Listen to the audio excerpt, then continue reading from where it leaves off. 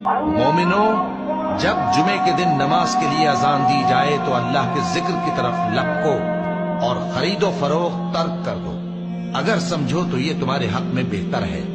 پھر جب نماز ہو چکے تو زمین میں پھیل جاؤ اور اللہ کا فضل تلاش کرو، اور اللہ کو بہت بہت یاد کرتے رہو تاکہ کامیاب ہو جاؤ۔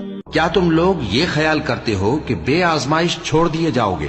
اور ابھی تو اللہ نے تم میں سے ایسے لوگوں کو پرکھا ہی نہیں جنہوں نے جہاد کیا، اور اللہ اور اس کے رسول اور مومنوں کے سوا کسی کو دلی دوست نہیں بنایا، اور اللہ تمہارے سب کاموں سے واقف ہے۔